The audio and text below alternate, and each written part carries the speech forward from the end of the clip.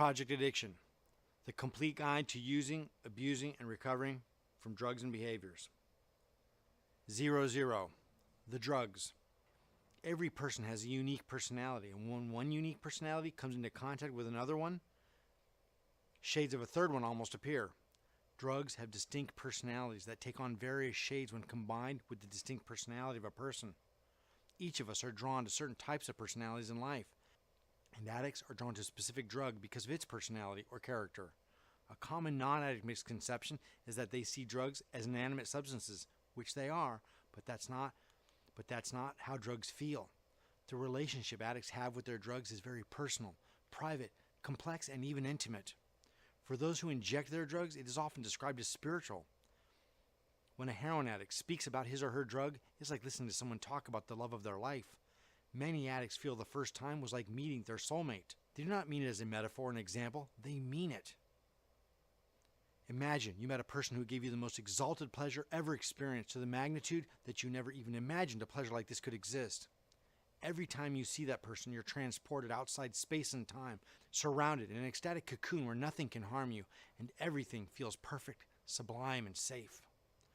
Most people reading this have been in love before, so they know how powerful and transcendent it is, taking you beyond human perception and enveloping you in something that is so great you never want it to end.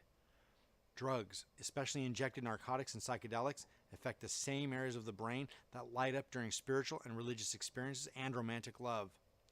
Every emotional and spiritual experience is accompanied by corresponding chemical, electrical events in our physiology. I'm not suggesting that love or any emotion is merely a chemical event. These intense emotions are beyond the brain and more in the mind. Like a TV is merely a monitor for broadcasted pictures, the body and the brain are simply the medium of spiritual and emotional phenomenon. For example, I was 16 at a party, stoned and slightly drunk. It was a good time, and for some reason, I felt like you do when you have a really, really good day, like everything was just clicking. I was sitting by myself with my back reclined against a wall, just hanging out. I reached this perfect blend of feeling fine and a good buzz. The Who's Bob O'Reilly came on the stereo, and I happened to be sitting right next to the speakers. I was never a huge fan of The Who. They were a little too commercial for me. But the notes on the synthesizer were bouncing playfully in my stoned head as the song began. It intensified, creating a crescendo of music that seemed to travel inside of me and then surround me. In that moment, it was the greatest song I'd ever heard. It was masterful, powerful, artful, and it seemed to speak to me. The volume was so loud it engulfed me. It was sublime. We all have moments when everything clicks. I've had experiences on drugs that felt truly spiritual to me at the time.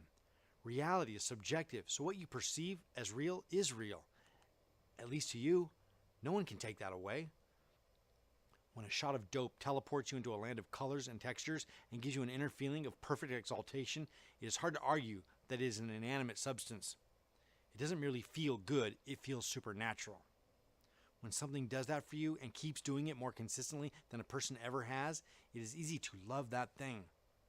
It becomes a private, intimate relationship with its own secret language, rituals, history, and all the other qualities a real relationship has, including good times and bad times.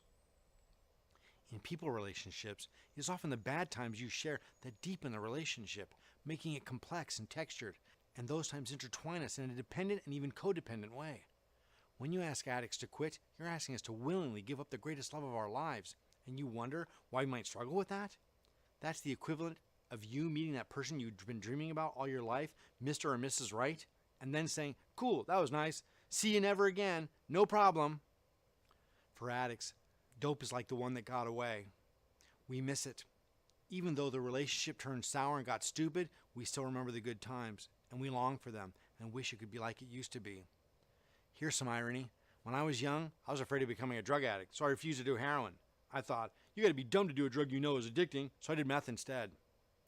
Seriously, I'd heard all about heroin and its withdrawal, and I was like, hell no, that's dumb. But meth? That wasn't addicting, right? It didn't get you hooked like heroin.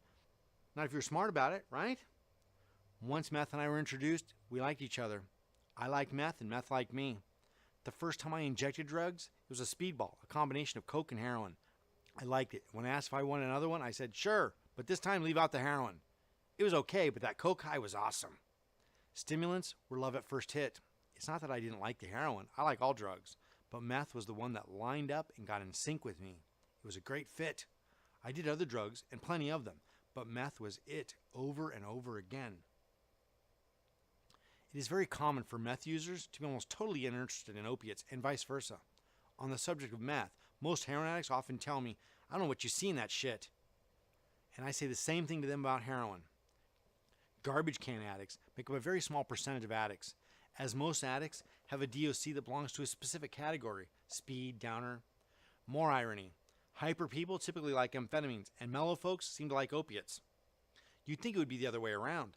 Hyper people being attracted to the mellow and sedating quality of opiates, and mellow people being attracted to the adrenal quality of amphetamines. I would expect them to be attracted to a drug with opposite, polarizing effects, therefore providing a sort of antidote to their own nature.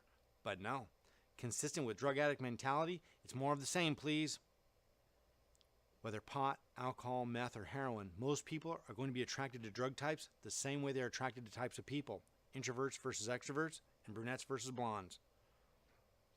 While there are certain universal qualities to the addiction experience, each person and each drug has unique considerations that need to be made when treating them.